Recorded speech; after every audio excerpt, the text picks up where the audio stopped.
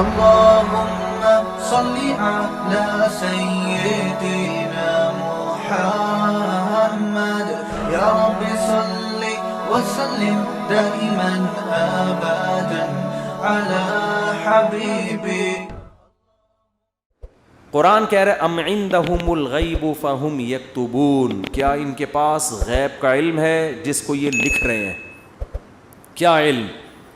یہ خوش فہمی کا شکار ہیں. دیکھو جتنے بھی لوگ جو مذہب کو فالو نہیں کر رہے، حقیقت میں وہ اس خوش فہمی میں مبتلا ہیں کہ ہمیں کچھ بھی ہونے والا نہیں ہے. جیسے ہماری حالت اچھی ہے ہمارا فیوچر بھی ایسا، یا تو مر کے ختم ہو جائیں گے، اور اگر مل بھی گیا تو کوئی برا نہیں، ہم کوئی برے تھوڑی ہیں، ہم کوئی برے تھوڑی ہیں. تو اللہ نے اس کا جواب دیا کہ کیا ان کے پاس فیوچر کا علم ہے؟ پہلے سے مستقبل کے بارے میں کبھی بھی بات کی جائے گی تو علم کے بغیر نہیں کی جا سکتی. کوئی آدمی کہہ رہا ہے نا فیوچر میں ایسا ہونے والا ہے، تو آپ اس سے دلیل پوچھیں گے آپ کو کس نے بتایا؟ وہ تانے بانے ملائے گا، صغرے کبرے ملائے گا، تو پھر اس کے بعد اگر وہ ایسے ہی کہہ رہا ہے کل یہ ہو جائے گا، پرسوں یہ ہو جائے گا، دیکھو مستقبل کے بارے میں میں یہ کہوں کہ کل پیر ہے تو یہ بھی فیوچر کی خبر ہے. آپ اس میں مجھ سے یہ پوچھ سکتے ہو کہ کیا دلیل ہے؟ میں کہوں گا دلیل یہ کہ آج کیا ہے؟ اتوار ہے. یہاں دلیل ہے، یہاں میرے لیے یہ دعویٰ کرنا درست ہے کہ کل کیا ہے؟ پیر ہے. لیکن اگر میرے پاس دلیل نہیں ہے اور میں کہوں کہ کل جو ہے وہ کل دنیا میں 3000 آدمی مر جائیں گے ایک ہی کسی حادثے میں، تو لوگ پوچھیں گے بھائی کیا دلیل ہے کسی حادثے میں 3000 آدمی مر جائیں گے؟ اب میرے ذمے کیا ہے؟ میں کہوں وہ ویسے ہی میرا ذوق کہہ رہا ہے. تو یار کوئی مانے گا کوئی؟ اچھا عجیب بات یہ ہے کہ روحانی عاملوں کی یہ باتیں مان لیتے ہیں لوگ. میں یہ کہوں نا کل 3000 آدمی ایک حادثے میں، اللہ نہ کرے مرے ہیں، میں ایک مثال دے رہا ہوں، تو لوگ کہیں گے کہاں سے پتہ چلا؟ لوگ کہیں گے بھائی جھوٹ بول رہے، اس کو کس نے بتایا؟ یا تو قاتلوں سے تعلقات ہیں جس نے مارنے کا ارادہ کیا ہے، ایسا بھی نہیں ہے تو یہ ہوائی بات ہوگی. لیکن یہی بات روحانی عامل کرے گا تو لوگ کیا کریں گے؟ حضرت کا علم ہے بھائی، حضرت کے پاس بولو علم ہے. ابھی روحانی عاملوں پہ نہیں جاؤں گا، پھر میں معین اختر کی طرح نا بلب کے رشتہ داروں کو بھی، تو اب تو میں روحانی عاملوں کے رشتہ داروں کو بھی اچھے الفاظ سے یاد نہیں کرتا. رشتہ داروں سے مراد وہی جو بلب کے رشتہ دار تھے. اب آپ کہیں گے بلب کے کون سے رشتہ دار ہوتے ہیں؟ ہمارے ہاں کبھی بھی جس بندے کو برا کہا جاتا ہے گالی اس کو نہیں دی جاتی، ہمیشہ اس کے رشتہ داروں کو ہمیشہ گالی دی جاتی ہے. یہ ہمارے ایک ٹرینڈ چل نکلا ہے. تو قرآن کہتا ہے کہ ام عندہم الغیب فہم یکتبون. کیسے دیکھو ہمیں جھنجھوڑ رہا ہے قرآن کہ تم اپنے بارے میں کیوں فرض کر کے بیٹھے ہوئے ہو کہ تمہیں کچھ بھی ہونے والا نہیں ہے، تمہیں سزا نہیں ملے گی. یہ تمہیں کس نے بتایا ہے؟ فاصبر لحکم ربک ولا تکن کصاحب الحوت. جب نبی یہ مطالبے کرتے تھے تو پھر بھی آگے سے کوئی رسپانس نہیں ملتا تو انسان کو بے انتہا تکلیف ہوتی ہے کہ کن پتھر دل لوگوں سے واسطہ پڑا ہے. تو قرآن کہتا ہے فاصبر، اے نبی آپ کیا کرو؟ صبر کرو. ولا تکن کصاحب الحوت، مچھلی والے یونس کی طرح جل باز مت بنو. حضرت یونس علیہ السلام کی قوم نے بھی یہی سلوک کیا، لیکن یونس علیہ السلام چاہتے تھے جلدی سے فیصلہ ہو اور اپنی قوم کو چھوڑ کے نکل گئے. تو اللہ نے اس پہ آپ کی تنبیہ کی. تو آپ بھی اے نبی جلد بازی مت کریں. تو یہ نبی کے ذریعے سے ہمیں بھی بتایا جا رہا ہے کہ آپ حق کی دعوت دیتے رہیں اور یہ نہ دیکھیں کہ یہ جو اللہ کے نافرمان لوگ ہیں، جو حق کو نہیں ماننے والے لوگ، وہ پھر بھی پھل پھول رہے ہیں. اس ٹینشن میں مت آؤ، کیونکہ اللہ انصاف کرتا ہے مگر اس میں دیر ہوتی ہے، اندھیر نہیں ہوتی. وہ لے گا انتقام، ان کو اپنے حال پہ چھوڑ دو. یہ اللہ کی حکمت اسی کا تقاضا کرتی ہے، چھوڑ دیا جائے اپنے حال پہ. آج جو اہل حق ہے نا ان کو بہت تکلیف ہوتی ہے کہ جب یہ ہم صحیح بات کر رہے ہیں لیکن آگے جواب جو مل رہا ہے وہ کیا مل رہا ہے؟ الٹا، کوئی مان کے نہیں دے رہا. تو اللہ فرماتے ہیں وَلَا تَكُنْ كَصَاحِبِ الْحُوتِ إِذْ نَادَى وَهُوَ مَكْظُومٌ. یونس علیہ السلام نے جلد بازی کی اور بالآخر اللہ کی طرف سے ان کو دنیا میں تنبیہ ہوئی ہے، سزا ملی ہے. اور وہ سزا کیا ملی؟ اذ نادا وہو مکظوم، مچھلی کے پیٹ میں گئے، غم سے گھٹ رہے تھے. اور اللہ کو پکارا فنادا فی الظلمات اللہ الہ الا انت سبحانک انی کنت من الظالمین، اے اللہ تیرے سوا کوئی عبادت کے لائق نہیں، غلطی کس کی ہے؟ میری غلطی ہے، میں نے اپنی جان پہ ظلم کیا۔ تو اللہ نے کیا کیا؟ مچھلی کے پیٹ سے نکال لیا۔ دیکھو یونس علیہ السلام نے اللہ کے حکم پہ کتنا عرصہ تبلیغ کی، قوم نے نالائقی کی پھر بھی نہیں مانے، سزا بجائے قوم کو ملنے کے کس کو مل رہی ہے؟ بولتے کیوں نہیں؟ الٹا حضرت یونس علیہ السلام کو مل رہی ہے سزا۔ تو اب آپ بتاؤ کیسا پیغمبروں کا صبر کا پیمانہ ہے، ایسے موقع پہ بھی اللہ کے خلاف کوئی شکایت زبان سے بولو نہیں نکال۔ کیوں؟ اللہ یونس علیہ السلام کے عمل میں ہمیں بتا رہے ہیں کہ دینداری کا یہ مطلب نہیں ہے کہ تم اچھے بنو گے تو اللہ کی نوازشیں آنا شروع ہو جائیں گی۔ دینداری کا مطلب یہ کہ جو اللہ کا کام ہے وہ اس کو کرنے دو، تمہارا کام ہے عاجزی انکساری، بس میں ہی غلط، صحیح ہو کے بھی کون غلط؟ میں غلط۔ ہمیشہ غلطی کس کی کھاتے میں ڈالنی ہے؟ بولتے کیوں نہیں؟ دیکھو ہم نماز پڑھتے ہیں، نماز کے بعد 3 دفعہ استغفر اللہ پڑھتے ہیں، تو کیا کسی نامحرم کو دیکھا ہوتا ہے ہم نے نماز میں؟ بولتے کیوں نہیں؟ تو کوئی تک بنتا ہے استغفر اللہ کا؟ یا ہم نے کوئی جرم کیا ہے، نماز پڑھی اور کیا کہلوایا جا رہا ہے؟ استغفر اللہ استغفر اللہ۔ بھائی اگر استغفر اللہ پڑھنا تھا تو یہ نماز پڑھی کیوں کہ تم نے؟ ہمیں یہ بتایا جا رہا ہے کہ تم نیکی کر کے بھی کیا سمجھو جیسے تم نے گناہ کیا ہے۔ کیسے گناہ؟ نماز گناہ نہیں ہے بھائی، تم یہ کہو اے اللہ جس طرح سے پڑھنی چاہیے تھی اس طرح سے نہیں پڑھی میں نے، تو نیکی کر کے بھی کہا جا رہا ہے کہ ہم غلط ہیں، ہم نے اللہ جو پڑھنی تو ہمیں معاف کر دے، ہم سے نہیں ہوئی صحیح، ہم سے کام کیا ہو گیا؟ غلط ہو گیا۔ مجھے یاد ہے 25-30 سال پرانا قصہ ہے، چھوٹا بچہ تھا میں اس وقت، ایک تبلیغی جماعت میں نا ایک صاحب کے سال پہ سال لگ رہے تھے، پوری دنیا میں وہ ان کے سفر ہوئے، بڑا انہوں نے وقف کیا ہوا تھا اپنے آپ کو تبلیغی جماعت کے لیے۔ تو میرا ان سے ٹاکرا ہو گیا، وہ مجھے سمجھانے لگے جماعت میں نکلو سیر و جیسے تبلیغ والے کرتے ہیں۔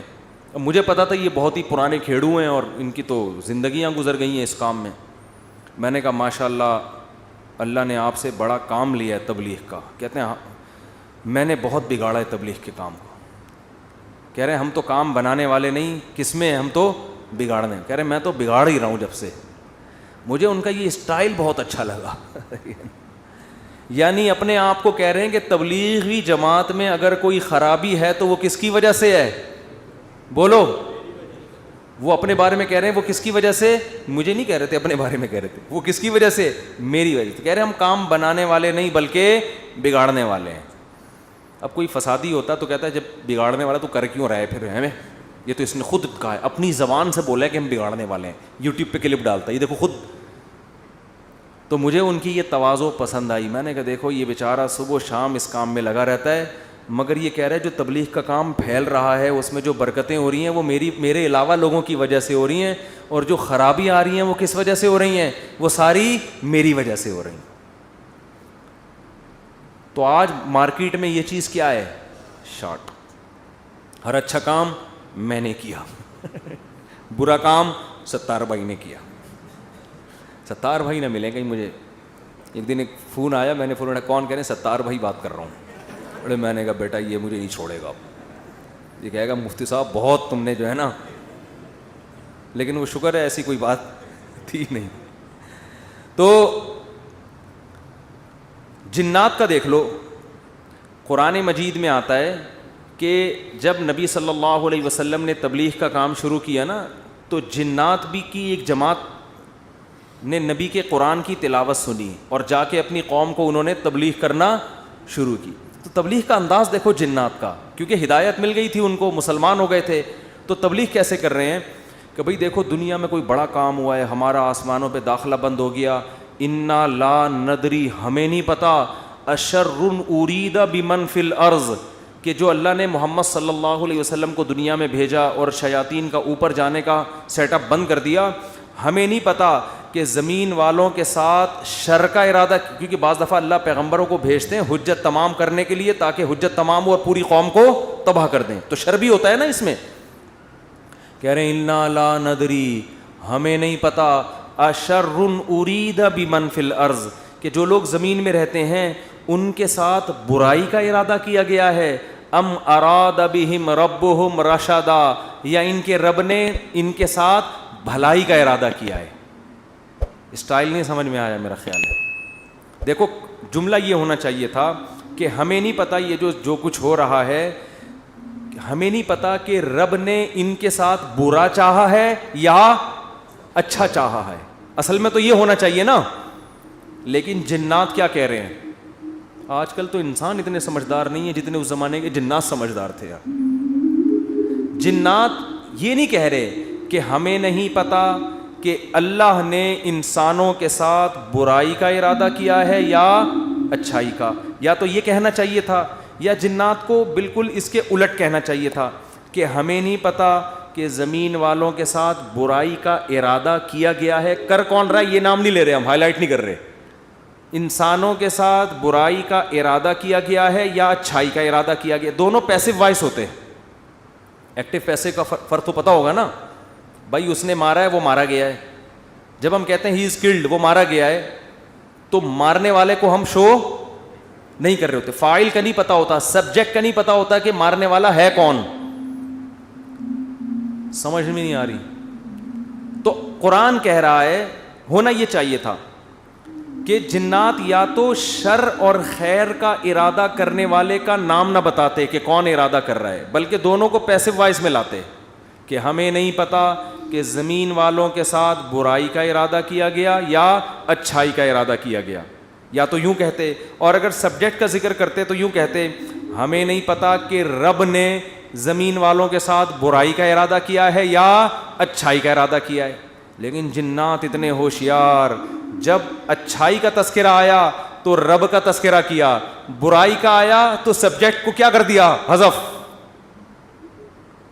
تو کیا کہہ رہے ہیں, انا لا ندری, ساڈی عقل وچ یہ بات نہیں آندی, سانو نہیں پتا کہ اشر ارید بمن فی الارض, پیسو وائس, کہ زمین والوں کے ساتھ برائی کا ارادہ کیا گیا ہے. کون کر رہا ہے یہ نہیں بتائیں گے. یہ میں نہیں بتاؤں گا, یہ نہیں بتاؤں گا میں. حالانکہ وہ بھی کون کر رہا ہے, اللہ ہی کر رہا ہے نا, لیکن اللہ کا نام نہیں لے رہے. ہمیں نہیں پتا کہ زمین والوں کے ساتھ برائی کا ارادہ کیا گیا ہے یا اللہ نے اچھائی کا ارادہ کیا ہے. اچھائی کی جب بات آئی تو اللہ کی طرف نسبت, برائی کی بات آئی تو وہ بھی تو اللہ ہی ارادہ کر رہا ہے, لیکن اللہ کا نام ذکر نہیں کر رہے. ادب کی وجہ سے کہ بھائی برائی اگر ہو رہی ہے تو اللہ تو کر تو رہا ہے, لیکن انسانوں کی حرکتوں کی وجہ سے ہو رہا ہے, تو گویا انسان خود ہی کر رہے ہیں اپنے ساتھ. یہ اللہ تو محض ایک خالق ہے, کر کون رہے ہیں, یہ خود ہی کم وقت کر رہے ہیں. اچھائی ہو رہی ہے تو پھر اللہ کر رہا ہے. یہ تمیز ہمیں کس سے سیکھنی چاہیے, جنات سے. کوشش نہ کریں کسی جن ون کو بھلا کے تمیز کے چکر میں, ایسا نہ ہو کہ مارکیٹ سے بالکل شارٹ ہو جائیں. تو اس سے ہمیں یہ پتہ چلا کہ اسلام میں بڑے کا احترام ہے. بعض چیزیں حقیقت پر مبنی ہوتی ہیں مگر اس کو زبان سے ادا نہیں کیا جاتا. تو جیسے اللہ کی تعظیم ہے ایسے ہی بڑوں کی بھی تعظیم ہے. حدیث میں آتا ہے, آپ صلی اللہ علیہ وسلم نے فرمایا جو ہمارے بڑوں کی تعظیم نہیں کرتا وہ ہم میں سے نہیں ہے. تو جب کوئی برائی کی نسبت کسی بڑے کی طرف کی جائے تو ابا کا نام لے کے نہ بتایا کرو یہ سب کچھ ابا نے کیا ہے. بولو بھائی یہ ہمارے گھر میں ہوا ہے, ٹھیک ہے نا, یہ ہمارے گھر میں. بولتے کیوں نہیں؟ مثال کے طور پر اس دن ابا ایسے پھل لے کر آئے جس کی وجہ سے بچوں کو ڈائریا ہو گیا. اتفاق سے اس دن ابا سڑے ہوئے پھل لے آئے سستے کے چکر میں. ابا ایسے کام کرتے رہتے ہیں مارکیٹ میں.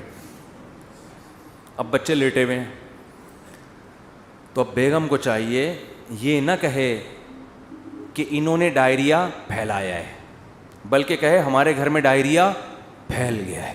ٹھیک ہے نا, وہ ابا خود ہی سمجھ جائے گا کس نے کیا یہ کام. پھل کی طرف نسبت کرتے ان پھلوں نے بیمار کیا ہے. نسبت بولو, بچے بھی یہ نہ کہیں ہمارے ابا نے ہمیں بیمار کیا ہے, بلکہ بچے یہ کہیں ان پھلوں نے ہمیں, بلکہ پھل سے ابا سمجھ جائیں گے اصل میں مجھے چھیڑ رہے ہیں, بس ابا ہو گئے بیمار. آج کل ادب تمیز مارکیٹ سے بالکل شارٹ. ایک آدمی کو کرونا ہوا, اس کے بعد اس کی بیوی کو بھی ہو گیا. مجھے بار بار آ کے بتا رہے میری بیوی کہہ رہی آپ کی وجہ سے ہوا ہے مجھے بھی. اب دیکھو اس آدمی کو تو ٹینشن ہوگی نا یار, وہ ہو گیا اللہ کی طرف سے ہو گیا, نہیں پہلے آپ کو ہوا تھا تو آپ کی وجہ سے کس کو ہوا ہے, مجھے. اسی طرح شوہر بھی بیوی پہ بلی ڈال سکتا ہے, تمہیں ہوا تھا تمہاری وجہ سے. مجھے ہوا ہے. بھائی کس کی وجہ سے ہوا ہے؟ بس اللہ کی قدرت ہے, ہو گیا. چھوڑو وہ کون گلے ملا تھا آپ سے, کس نے آپ کی طرف منہ کر کے چھینکا تھا. ہم ایسے بہت سے لوگوں کو جانتے ہیں جو ٹی بی کے مریضوں کے ساتھ چپک کے انہوں نے زندگی گزاری, خدمت کی, مگر ان کو ٹی بی نہیں ہوئی, اور 2 گھر چھوڑ کے جو بندہ بیٹھا ہوا تھا اس کو ہو گیا. تو آج کل نا یہ تمیز مارکیٹ سے شارٹ ہو رہی ہے. بڑے چھوٹے کا ادب کیا ہو رہا ہے؟ ختم. فوراً بلی ڈال دیتے ہیں اس نے کیا یہ. تو اگر کیا بھی ہو بھائی نسبت مت کرو, تقدیر کا حصہ, بھائی ہو گیا ہمارے ساتھ. قرآن دیکھو ابراہیم علیہ السلام کیا کہتے ہیں, وَإِذَا مَرِضْتُ فَهُوَ يَشْفِينِ. کیا خاندانی کلام ہے یار. حضرت ابراہیم کہہ رہے ہیں جب میں بیمار ہوتا ہوں اللہ مجھے شفا دیتا ہے. حالانکہ بیمار کون کرتا ہے؟ وہ بھی تو اللہ ہی کر رہا ہے نا. تو کہنا تو یہ چاہیے تھا کہ اللہ ہی بیمار کر کے اللہ ہی مجھے ٹھیک کر دیتا ہے. تو سوال ہے اس میں اللہ کی تعریف کی کیا ضرورت ہے؟ بیمار بھی تو اسی نے کیا تھا. لیکن اللہ کی حمد و ثنا کر رہے ہیں, بیمار تو میں ہو جاتا ہوں, شفا کون دیتا ہے؟ اللہ. تو یہ ادب تمیز سکھایا جا رہا ہے کہ انسان کے بچے بن کے زندگی گزارو, بڑے چھوٹے کا ادب کرو. القابات بھی بڑے چھوٹے کے لیے الگ الگ ہونے چاہیے. تو خیر قرآن کیا کہتا ہے؟ اے نبی فاصبر, آپ نے کیا کرنا ہے؟ صبر کرنا ہے. تو ہمیں بھی ترغیب دی جا رہی ہے کہ ہم یہ نہ سمجھیں کہ ادھر ہم دعوت دیں گے ادھر فوراً لوگ ہماری دعوت پر لبیک کہیں گے. جس کو جو بات سمجھائیں گے 2 منٹ میں اس کی سمجھ میں وہ بات آ جائے گی اور وہ بالکل ہمارے نظریات کے مطابق ہو جائے گا, اور اس طرح ہم ہنسی خوشی زندگی گزاریں گے. لوگ یہی کہتے ہیں, پھٹے اسی پہ ہوتے ہیں نا. باپ کہہ رہا ہو یار میں بیٹے کو سمجھا رہا ہوں, کم وقت کی سمجھ میں ہی نہیں آ رہا.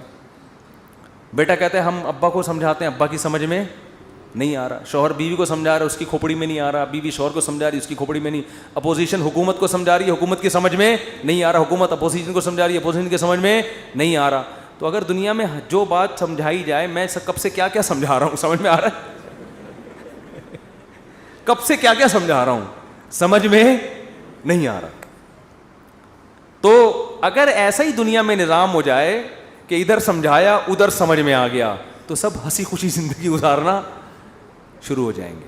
وہ ایک شاعر ہے ہندوستان کا, ان کا نام ذہن سے نکل گیا, تراز کر کے آتا ہے, پتہ نہیں ایچ ایم تراز ہے, کچھ ایم تراز کر کے آتا ہے, بڑے زبردست شاعر ہے. میں نے جب ان کی ایک دفعہ شاعری سنی نا تو مجھے بڑا, اس لیے نہیں کہ مجھے نہیں پتہ کیسے آدمی ہیں, اچھے ہی ہوں گے, لیکن مجھے اردو سے لگاؤ ہے, محبت ہے. تو ہندوستان کے شاعروں میں بڑی زبردست شاعری ہے اردو کی نا. تو میں نے جب اس بندے کی شاعری سنی, میں نے کہا یار یہ 2014 کی بات ہے. میں نے کہا اس بندے سے ملاقات کا دل چاہتا ہے, اس نے اردو پہ بڑی محنت کی ہے. تو اللہ کی قدرت, یہ جو عمرہ ہے نا, عمرہ یہ مسلمانوں کے لیے بہت بڑا ایک ذریعہ ہے آپس میں کمیونیکیشن کے لیے. یہ میں نے انگریزوں کی کتاب میں یہ بات پڑھی ہے, گوروں نے لکھا ہے کہ مسلمان سائنسدان جو بہت بڑے بڑے حکیم بنے نا, جنہوں نے جڑی بوٹیوں پہ ریسرچ کی, اس کی ایک بہت بڑی وجہ مسلمانوں کا حج ہے.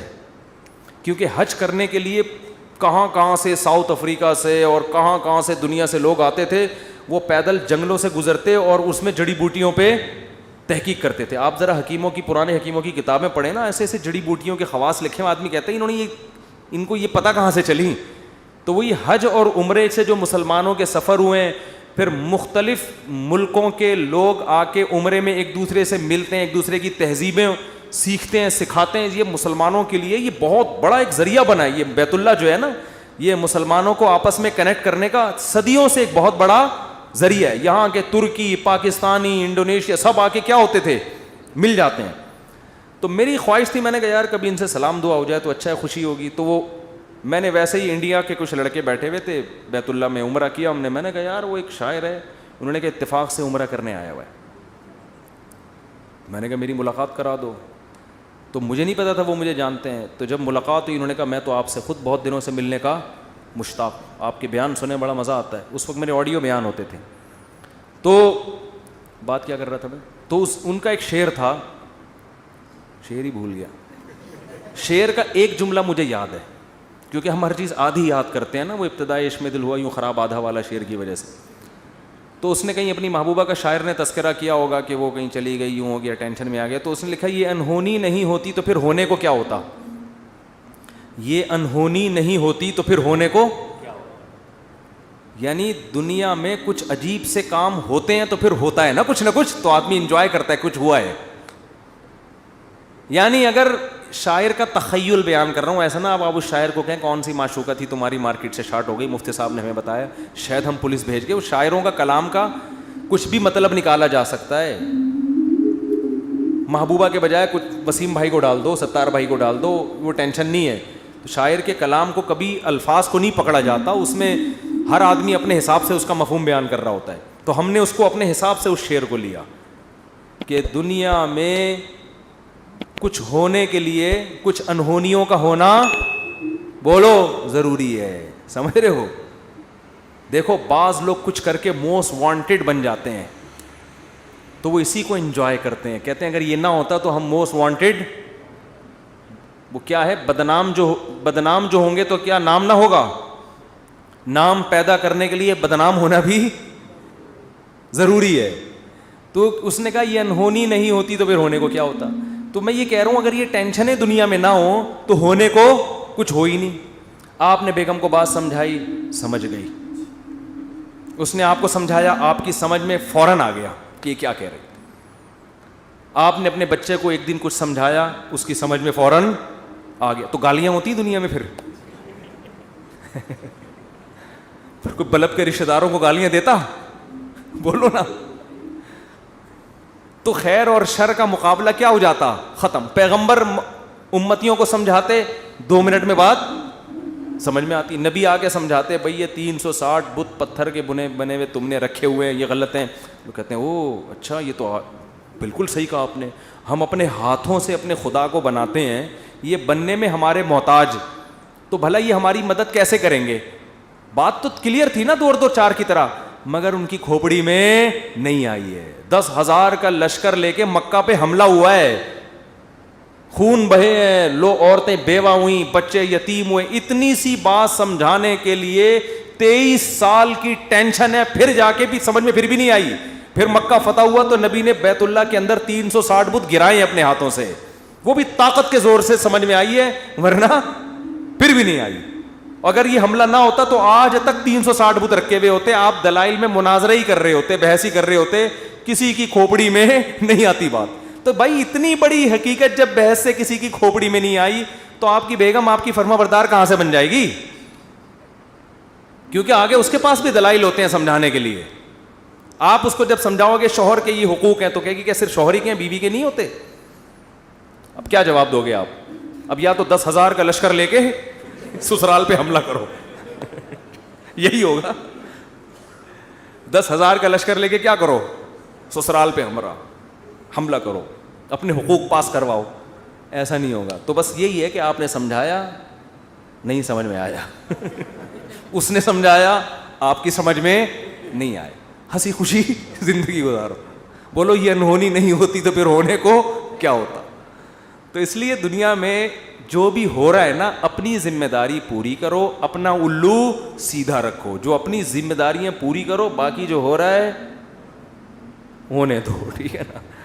حکیم الامہ حضرت مولانا اشرف علی تھانوی رحمۃ اللہ علیہ ایک بات بہت زیادہ فرمایا کرتے تھے کہ جو چیز اختیار میں ہے اس میں سستی نہ کرو، جو اختیار میں نہیں ہے اس کی ٹینشن مت لو. اولاد بگڑ گئی، بھائی آپ نے کوشش کی سمجھانے کی، اب کنٹرول میں نہیں ہے، چھوڑ دو یار.